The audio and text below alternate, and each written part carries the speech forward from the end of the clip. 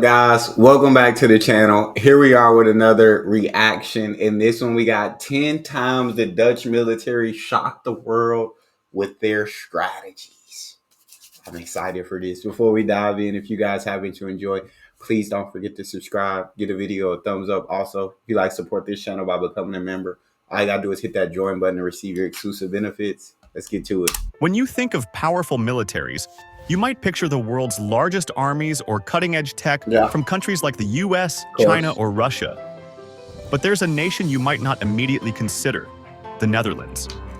Though small in size, the Dutch military has consistently stunned the world with its brilliant strategies, innovative tactics, and unexpected victories. Today, we're diving into 10 times the Dutch military shocked the world with their mind-blowing strategies. From ancient warfare to modern tactics, the Netherlands has proven that you don't need to be the biggest to outsmart your opponents. Ready to learn how the Dutch have made history? Let's do it. Let's jump in. 1. The Battle of Muiden, 1573. A brilliant naval defense. Our story begins in the midst of the 80 Years' War between the Dutch and the Spanish Empire. The year is 1573, and the city of Muiden, a small Dutch town near Amsterdam, is under siege by one of the world's most powerful naval forces, the Spanish fleet. The Spanish had already conquered most of the Netherlands, and it seemed like it was only a matter of time before they would secure total control. But what the Spanish didn't expect was the sheer ingenuity of the Dutch defenders. With limited resources, a much smaller fleet, and facing an overwhelming naval force, the Dutch decided to employ a daring and unconventional strategy. They used the tides to their advantage, luring the Spanish fleet into a narrow channel where they couldn't maneuver properly. By placing strategically positioned obstacles in the water, including sunken ships and other debris, the Dutch turned what seemed like an inevitable defeat into a brilliant naval victory. The Spanish were trapped, unable to advance or retreat. After a fierce and surprising fight, the Dutch emerged victorious. The Spanish were forced to abandon the siege, and this victory would go on to inspire further Dutch resistance. It was a clear demonstration of how the Dutch could use terrain and tactics to overcome seemingly insurmountable odds. A small victory? Maybe. But a message to the world that the Dutch military was not to be underestimated. 2. It's not always about this. It's not always about how powerful your military is. It's not always about how much numbers you got. It's not always about having the odds in your favor. A lot of the times it's about this. It's about knowledge. It's about strategy. When you don't have the numbers in your favor, when your military is a lot weaker, you got to become creative. You got to think outside the box and figure out how to win. And that's what the Dutch did. They used the tides in their favor. And that's just the Dutch for you. You find the Dutch on the water, I feel like more times than not, it's just not going to end well for you.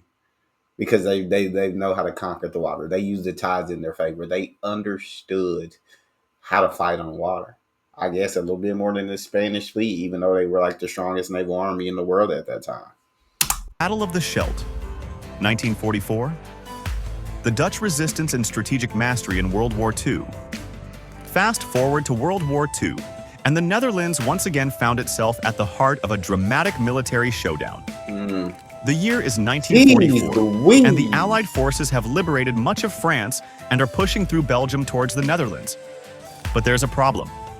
The Scheldt River, a crucial waterway that would allow the Allies to access the vital port of Antwerp, is under control by German forces. The situation seems almost impossible. The Germans are entrenched in strong defensive positions, and the Allies need to cross this waterway to continue their push into Northern Europe. This is where the Dutch resistance and the ingenuity of Dutch military strategy would come into play. The Canadian military, supported by the Dutch, launched an audacious plan to break the German hold on the Scheldt. But it wasn't just about brute force. The Dutch resistance, working covertly behind enemy lines, provided critical intelligence about German positions and weaknesses. They even helped organize diversionary tactics, confusing the Germans about where the main assault would come from. The Canadians, with critical help from Dutch civilians and resistance fighters, began a series of daring amphibious operations, pushing through the heavily fortified coastal regions. The Battle of the Scheldt became a fierce and bloody struggle, but in the end, the Allies, with Dutch military cooperation, were able to secure the river and liberate the port of Antwerp. This operation was a turning point in Zwamuwers, and the world took notice of the Dutch military's ability to outwit and outmaneuver even the most entrenched forces. The covert collaboration between the Dutch resistance and the Allies demonstrated not just military might, but the power of intelligence, strategy, and unconventional warfare. 3. The Battle of the Bulge. They're always going to be unconventional and come up with incredible strategies, bro. They're just going to figure it out, bro. The Dutch secret weapon, resistance, and espionage. Oh, the year is 1944, and as the Allies are pushing into Western Europe, the German army has launched a massive counteroffensive in what would become known as the Battle of the Bulge. The Allies are taken by surprise, and the German forces advance deeper into Belgium. It looks like the Germans could potentially stall the Allied advance, threatening the outcome of the war. But what many people don't realize is that the Dutch resistance played an incredibly significant role in this battle. As German forces advanced, Dutch operatives behind enemy lines used their intimate knowledge of the local geography and German troop movements to provide invaluable intelligence to the Allies. They helped the Allies predict German moves, allowing them to launch counterattacks that significantly slowed the German advance. More than just spies, the Dutch resistance was active in sabotaging German supply lines, disrupting communications, and undermining the German war effort in ways that were both strategic and psychological.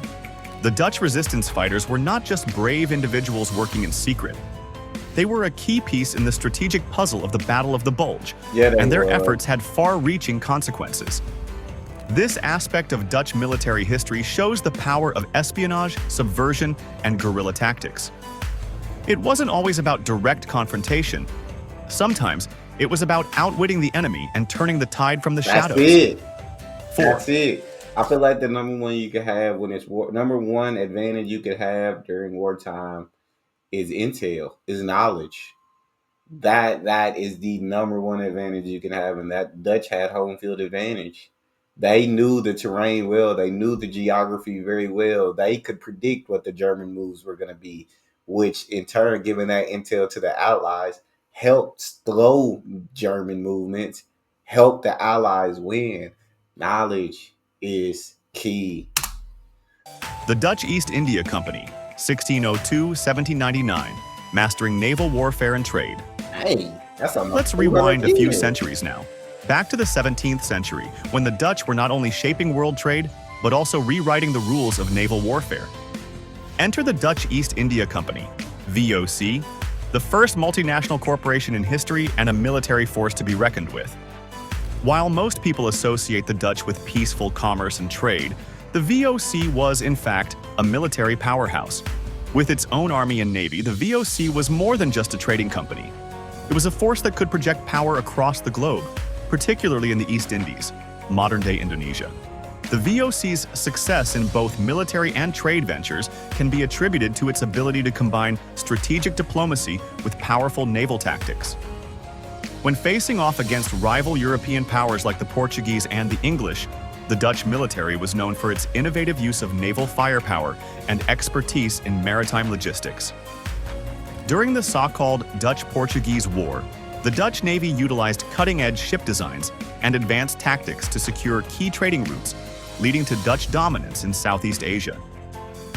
The Battle of Gibraltar, 1607, is a perfect example of Dutch naval prowess, where they defeated the Spanish and Portuguese forces, securing a foothold in the strategic waters.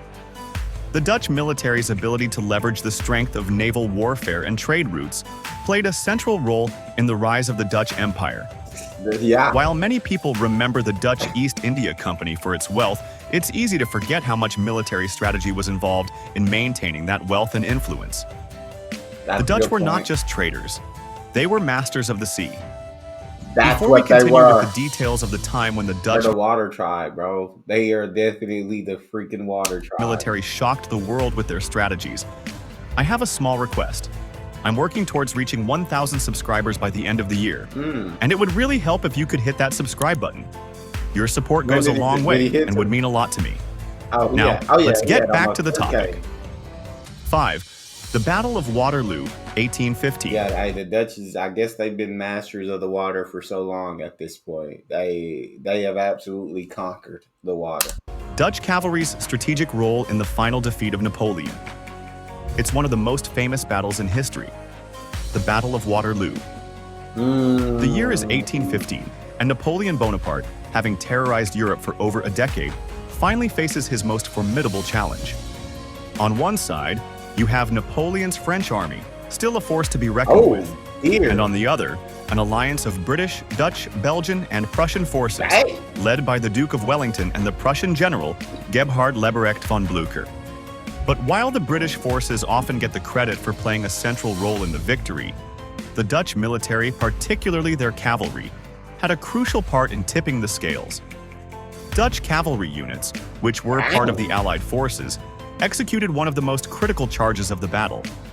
Napoleon's forces had managed to break through the center of the Allied lines, creating a gap that could have led to their collapse. But it was the Dutch cavalry's counterattack that stopped the French from exploiting this weakness. The Dutch cavalry, commanded by Prince of Orange, charged at a critical moment, forcing the French to retreat and disrupting Napoleon's final push.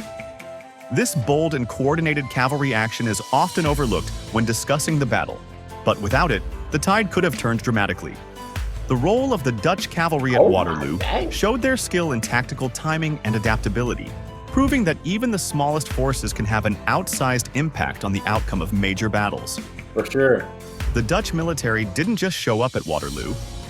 They played a pivotal role in Napoleon's defeat, altering the course of European history. That's crazy, bro. This moment also marked the end of the Dutch contribution to the Napoleonic Wars, but it was a strategic masterstroke that deserves recognition.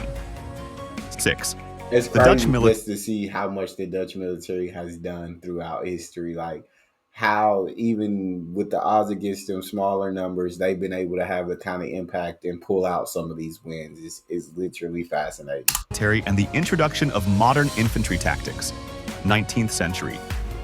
Now, let's fast forward to the 19th century when European warfare was evolving and armies were beginning to embrace modern tactics and new technologies. Amidst these changes, the Dutch military was ahead of the curve in adapting to new styles of combat, particularly in the use of infantry tactics. In the early 1800s, military strategy was still heavily based on line formations, the classic tactics of massing soldiers together in long, narrow lines to fire at the enemy. But the Dutch were among the first in Europe to experiment with skirmish lines, which relied on smaller groups of soldiers fighting in more flexible, dispersed formations. These units were designed to make use of cover and move more quickly, giving them a much greater advantage in guerrilla-style warfare and allowing them to outmaneuver larger enemy formations. Dutch military thinkers and tacticians began experimenting with this new light infantry approach as early as the 1810s, long before the rest of Europe caught on. The Dutch Jaeger battalions, small and highly mobile, became specialists in this new kind of warfare, using their speed and adaptability to wreak havoc on more traditional forces. By the mid-1800s, the Dutch were experimenting with repeating firearms, incorporating them into their infantry formations, and leveraging modern artillery tactics. They combined these technological advancements with their innovative infantry strategies, which later influenced many other European armies. What's more, the Dutch were also early adopters of military education reform, emphasizing strategy and intelligence. They understood that the future of warfare wasn't just about massing soldiers. It was about making decisive tactical choices in real time, which is exactly what the Dutch did. The flexibility and speed of their forces in the First and Second World Wars can be traced back to these early strategic innovations. While many countries took years to adopt these new techniques, the Dutch had already begun integrating them into their military strategy, Of course they do. proving their forward-thinking approach to warfare. 7. The Netherlands and the That's kind of good, bro. The Netherlands, I guess, has just always been ahead of the curve. They always been ahead of the curve with the way they do things. If not the first to change up, one of the first to switch up and get with the times. The ingenuity, the outside of the box thinking, everything is incredible. innovative use of air power in World War II. Next, let's shift to the skies during World War II, a time when air power began to dominate modern warfare. While much of the attention around air battles focuses on the RAF and Luftwaffe, the Dutch military had its own groundbreaking moments in aviation that shocked the world. Before the war, the Netherlands was actually a pioneer in aviation technology, with several leading Dutch aviation companies and engineers pushing the envelope of flight design. But it was during the German invasion of the Netherlands in 1940 that the Dutch were forced to innovate quickly and effectively use air power to defend their country. Although the Royal Netherlands Air Force, KLM, was vastly outnumbered by the Germans, they fought bravely in a series of heroic aerial battles, often using unorthodox tactics. One key example was the Battle of the Grebelijn, where Dutch pilots used their limited air resources to conduct diversionary airstrikes and low-altitude bombardments, despite being vastly outmatched in numbers and equipment. Even when the Dutch Air Force was overwhelmed by the German Luftwaffe, the Netherlands continued to adapt quickly and embrace new technologies. For instance, the Dutch resistance and the civilian population aided the Royal Air Force on RAF by providing vital intelligence on German positions and enemy aircraft movements, ensuring that Dutch pilots could hit their targets with greater precision. But one of the most fascinating moments came after the fall of the Netherlands, when the Dutch exiled Air Force in Britain became an essential part of the RAF's air strategy. I love it. Many Dutch pilots, having fled to Britain, took part in crucial operations against Nazi targets, even flying alongside British and Canadian pilots. The cooperation between the Dutch and the Allies was remarkable, as the Dutch continued to contribute to the fight against Germany in ways that went beyond traditional warfare. In terms of air power, the Dutch were always ahead of their time, making innovative decisions that would influence post-war aviation strategy. Their resilience in the face of overwhelming odds became a testament to their adaptability and tactical ingenuity. 8. The Battle of the Java Sea. They're literally just incredible. Even after being, these pilots were exiled, they stopped fighting. Nope. Went over to the RAF in the UK. Let's keep fighting these Germans. Let's keep fighting these Nazis. And we're a huge part in successfully defeating Germany. And we're huge in the intel that they gave the RAF on German positions and all of these things. It's like they're just it looked like Dutch, no matter what war or whatever, the Dutch have always made an impact in one way or another. 1942, a tactical surprise against the Japanese Navy. Oh. Now, let's talk about a battle that is a true testament to the Dutch military's courage and resourcefulness.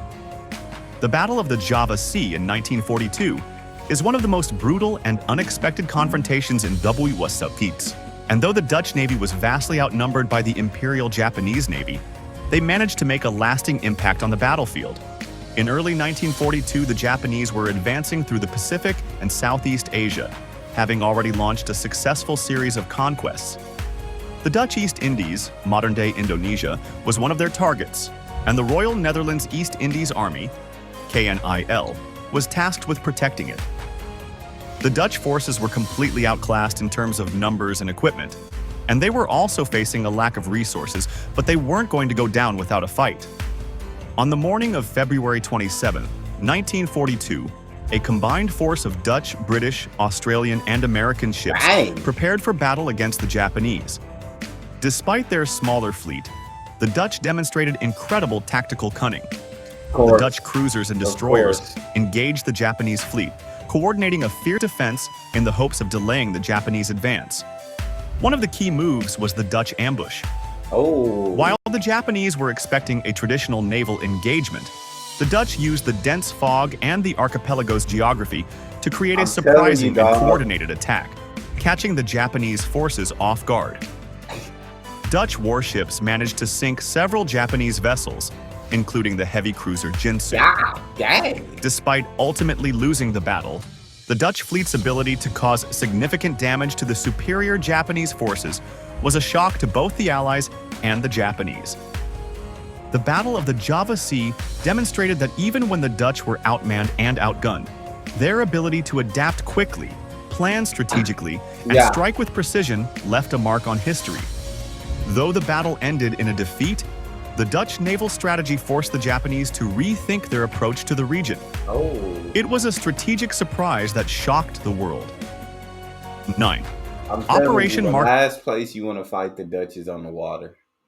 You want to fight the Dutch anywhere but on that water. When they get in that water, you may have the numbers, you may have the technology and the better weaponry, but God dang it, they have mastered the water. They know how to use the water to their advantage. Garden, 1944, Dutch resistance in Mababekhui and the courage to fight back. No discussion of Dutch military strategy would be complete without mentioning Operation Market Garden, one of the boldest and most ambitious operations in Nobodywaithun's. Though this operation, led by the Allies, is often remembered for its failure, it remains a prime example of how the Dutch resistance and the Dutch military stood their ground in the face of overwhelming adversity. In September 1944, the Allies, led by British Field Marshal Bernard Montgomery, launched an ambitious operation to push the German forces back and advance into Germany via a series of airborne and ground assaults. The goal of Market Garden was to capture key bridges across the Netherlands, including the important Arnhem Bridge, which would allow the Allies to advance rapidly into Germany. Despite early success in capturing the initial bridges, the operation ran into trouble when the British 1st Airborne Division was unable to secure the crucial Arnhem Bridge. They were pinned down by stubborn German resistance, and the Allies found themselves struggling to break through. However, what stood out most was the role of the Dutch resistance. The Dutch civilians and local fighters, particularly in Arnhem, played a key role in trying to delay the advancing German forces. Armed with little more than guerrilla tactics, the Dutch resistance fighters fought bravely alongside the Allies, providing intelligence, helping sabotage German supply lines, and assisting in guiding the Allied forces. The Dutch resistance's support made a significant difference in the success of some Allied forces. Without their aid, Market Garden could have ended in a much larger disaster. Even in the face of almost certain defeat, the Dutch resistance demonstrated tremendous courage, skill, and determination. This collaboration between the Allies and the Dutch against a superior enemy showed the resilience of the Dutch military spirit. Although the operation was ultimately deemed a failure, the bravery of the Dutch in aiding the Allied effort is remembered as one of the most courageous moments of the war. Their efforts in Operation Market Garden proved that, even in the most difficult circumstances, the Dutch military, and their civilian support, was willing to fight for freedom and resist oppression. 10. Respect. The Dutch Special Nothing but the utmost respect. Nothing but the utmost respect for the Dutch. Forces, elite training, and covert operations in modern times. Fast forward to the modern era, and you'll find that the Dutch military remains as innovative and capable as ever. While the Netherlands is not known for having one of the largest military forces in the world, they've proven time and time again that quality trumps quantity. One of the shining examples of Dutch military excellence today is their elite Special Forces units, particularly the Corps Commando Troepen, KCT, or the Dutch Special Forces. Formed in the early 1940s, this unit has earned a reputation for its highly specialized training, its ability to conduct covert operations, and its tactical excellence. What's remarkable about the Dutch Special Forces is that, despite being a relatively small force compared to others, they've been consistently involved in some of the most high-risk, high-reward missions around the world. Dutch Special Forces have been involved in various NATO-led operations, anti-terrorism efforts, and peacekeeping missions in conflict zones like Afghanistan and Iraq. They're known for their proficiency in counterterrorism, intelligence gathering, and hostage rescue missions. One of their most impressive feats came in the 1990s during a counterterrorism operation in the Philippines, where the Dutch Special Forces executed a flawless hostage rescue mission, rescuing Dutch nationals who had been taken by militants. They used cutting-edge tactics and coordinated efforts to outmaneuver the enemy, completing the mission with minimal casualties. The Dutch KCT is one of the most highly trained and respected special forces units in the world, and their ability to adapt and perform in the most hostile environments continues to shock the world. Their proficiency in covert operations, counterterrorism, and strategic defense ensures that the Dutch military remains at the cutting edge of modern warfare. Thanks for watching, and if you enjoyed this video, don't forget to like, comment, and subscribe. Stay tuned for more stories from history that will leave you in awe. The Dutch, I feel like, are just incredibly creative, incredibly intelligent, and they think outside of the box. They don't think the way I feel like other armies or militaries would think when it comes to war. They think way outside of the box, and so you can't really predict what they're gonna do. But y'all talk to me in the comment section. Tell me which feat you thought was your favorite of the Dutch military. That's all we have for this one. If you guys enjoyed, don't forget to subscribe, give the video a thumbs up. Check out the next. See y'all next time.